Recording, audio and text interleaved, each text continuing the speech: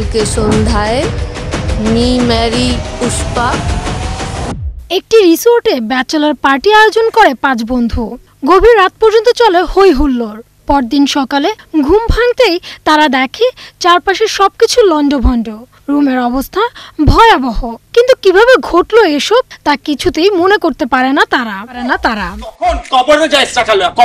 5 বন্ধুর রহস্যময় রাতের এমনই এক গল্প নিয়ে ওটিটি কন্টেন্ট নির্মাণ করেছেন পরিচালক রাহাত কবির। ওয়েব কন্টেন্টটির নাম 5 Go Wild।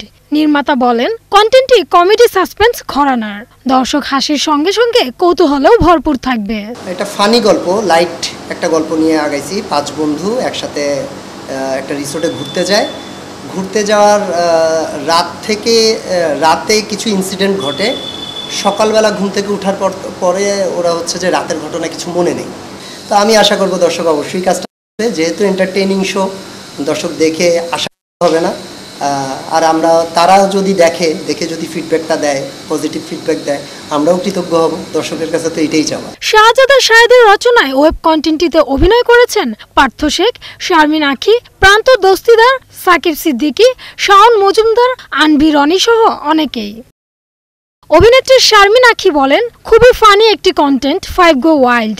বরাবরের মতোই কাজ করে ভীষণ ভালো লেগেছে। ফানি প্রোডাকশন ছিল। অভিনয় করে আমার যেমন আনন্দ লাগে, যে আনন্দটা আমি পাই সেই আনন্দটাই আমি পেয়েছি। আশা করব দর্শকরা খুব ভালোভাবেই আমার কাজটা দেখবে। 5 Go Wild এর 5 বন্ধুর একজন হলেন প্রান্তর দস্তিদার। তিনিও ভীষণ উচ্ছ্বসিত কন্টেন্টটি নিয়ে। ফ্রেন্ডস গ্রুপের গল্প, যাদের অনেক ধরনের ধকলের মধ্যে দিয়ে গিয়ে আলটিমেটলি যেটা ওরা খুঁজছিল সেটা পায়।